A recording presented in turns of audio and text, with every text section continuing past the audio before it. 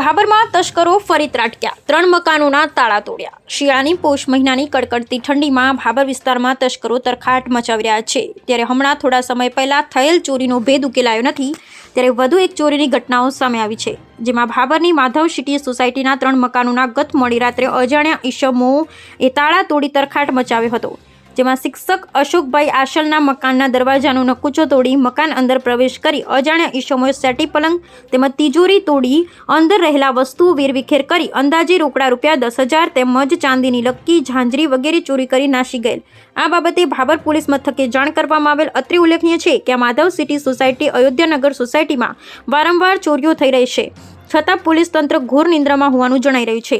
Police ચોરીઓનો ભેદ ઉકેલવામાં નિષ્ફળ રહી છે। આ સોસાયટીમાં MP, MLA સહિત પોલીસ કર્મીઓ પણ આ સોસાયટીમાં રહેતા હોવા છતાં વારંવાર તસ્કરો આ સોસાયટીને ટાર્ગેટ કરતા હોવાથી રહીશોમાં ફફડાટ ફેલાઈ જવા પામ્યો છે ને ભાબર નગરના જનોમાં ભાબર પોલીસનું નાઇટ પેટ્રોલિંગ વધારવામાં આવે એવી લોક માંગ ઉઠવા પામી છે। અહેવાલ ગોપાલ કે પૂજારા, ભાબર, બનાસકાંઠા। ભાઈ ખેમાભાઈ આસલ, હું માધવ સિટીમાં છેલ્લા 1 વર્ષથી રહું છું। આજે રાત્રે મારા ઘરે રાત્રે 3 અને 3 થી 3:30 વચ્ચે તાળો તોડીને ચોરી થયેલી છે। કેટલી રકમ લઈ ગયા? શું રકમની અંદર 10,000 રોકડા અને થોડુંક છોકરાને ચાંદીને એવું પડ્યું હતું, એ બધું લઈ ગયા છે। આ સોસાયટીની અંદર MLA, MP, પોલીસ બધા રહેવા છતાં આ સોસાયટીની અંદર ચોરીના બનાવો અવારનવાર બનતા આવે છે। તો એને લગતી કોઈ કામગીરી સરસ થાય તો સારું। આજે રાત્રે 3 ઘરે તાળા તૂટ્યા। એક સામેના મકાને ત્યાં ડબલ લોક એટલે થયું ને, પછી મારા ઘરે તૂટ્યું અને રાત્રે 3 થી 3:30 વચ્ચે બનાવ બને તે 4 વાગે બારે રાત્રે ઘરેથી પણ અહીંયા આવવું પડ્યું। જો ઘર મૂકીને અમે જતા હોય ને આવી ચોરી થતી હોય તો ઘરે એકલું મૂકીને જવું કઈ રીતે? એટલે આની અંદર કોઈ ઘટતી કાર્યવાહી થાય એવું છે। અગાઉ કોઈ ચોરી થયેલી આ વિસ્તારમાં? અગાઉ આ 1-2 વખત ચોરી થયેલી છે। એ ચોરો કોઈ પકડાયા? કઈ એ પકડાયા ના પકડે માહિતી લગભગ પકડાયા નથી, એટલે જ આ બીજી વખત થઈ। જો પકડાયા હોત તો અત્યારે આ અહીંયા ઘરે ચોરી થઈ હોત નહીં।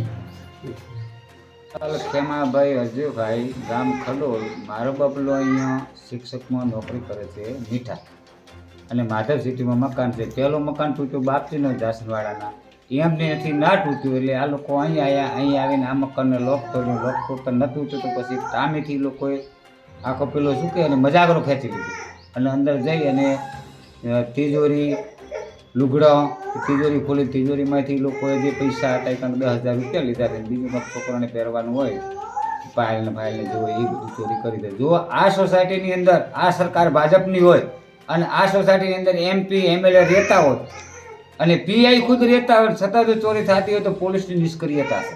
એટલે સાબિત થાય છે કે પોલીસ પણ આમાં ભળેલી છે। એટલે આવા જો ગરીબ માણસોને જો આ ચોરી થતી હોય તો મોટા માણસોને શું આવે? તો સરકાર આની સત્રે તાત્કાલિક તપાસ કરે અને રૂઢા ગુનેગારોને પકડીને એની જેલને હવાલે કરે। અગાઉ અહીંયા ચોરી અને થયેલી અગાઉ કહે છે આ લોકો કે ભાઈ ચોરી થયેલી છે, એટલે લગભગ આ પોલીસ કઈ નિષ્ક્રિયતા દાખવે છે કે પોલીસના હાથની વાત છે। પોલીસ ધારે તો હાજર સાહેબ 2 કલાકમાં આ લોકોને પકડી લે। જય હિન્દ, જય ભારત। શું નામ બાપુ? ખેમાભાઈ અજયભાઈ આસલ, ગામ ખડોલ।